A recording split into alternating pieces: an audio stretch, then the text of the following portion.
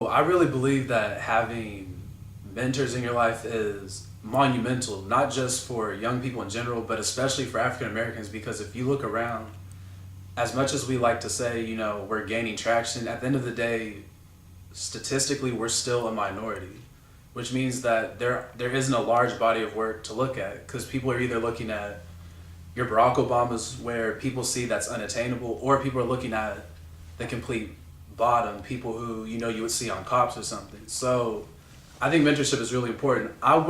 There's no way I would have been able to get where I am today if I hadn't been mentored.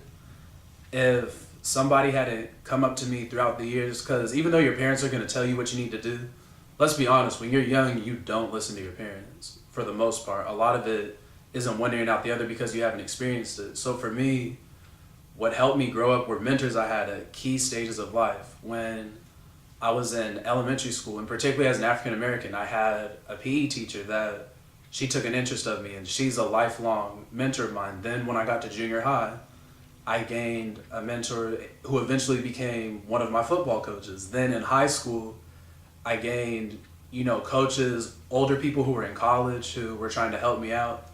Because of all those people, oh, and going on Mr. Ray's college tour and seeing him do it really just showed me that even before I went to college, even before I could articulate it, it showed me that mentorship was and is and will always be a very important aspect in a young person's life. Just like the old adage says, it takes a village to raise a child. I sincerely believe that.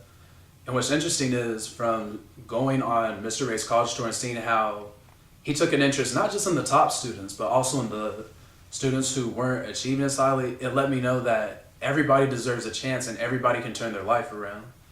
Just from having just from these kids having one mentor, Mr. Ray, I saw a significant change just in the week that we were there, which was powerful to me. I had never seen that before. I always just assumed that you were destined to be great, and if you weren't destined to be great, that's tough luck.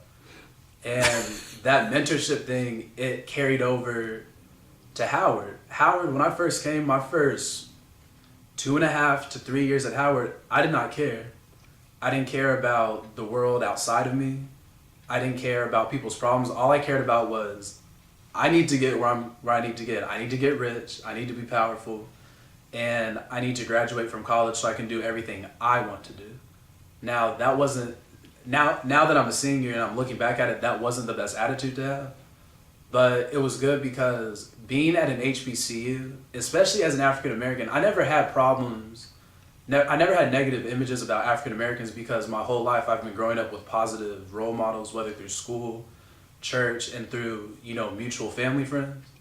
But being at Howard showed me that if I received all these blessings, if a lot of people took the time to mentor me and help shape me to be what I would consider a complete man, it would be wrong. In fact, it would be morally irresponsible for me to not pass that on to the next generation. So towards the end of my junior year and now in my senior year, I've really taken an interest in mentoring. And it's boiled inside me to the point where now I don't just want to do little programs here and there. When I graduate from Howard, I intend to go back to California, move back permanently, and still continue my work and try to reach as many kids as possible. And I'll do that till the day I die.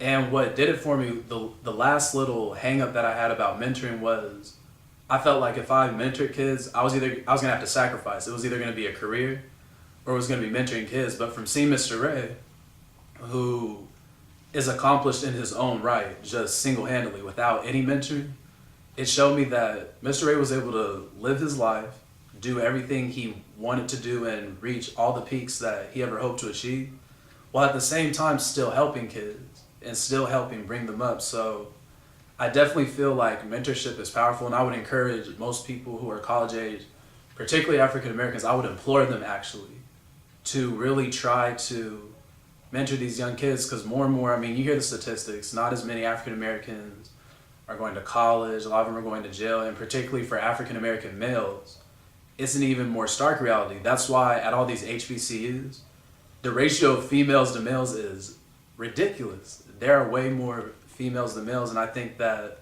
a lot of it is a direct result of mentorship. So if nothing else, I really believe that no matter what we do, we have to leave a mark on the next generation, because once we're gone, those are the people that are going to take over, and you want to feel like they're adequately prepared. And I feel like you can't complain about somebody not doing what they're supposed to do if you didn't lend your personal touch in helping get them to where they are.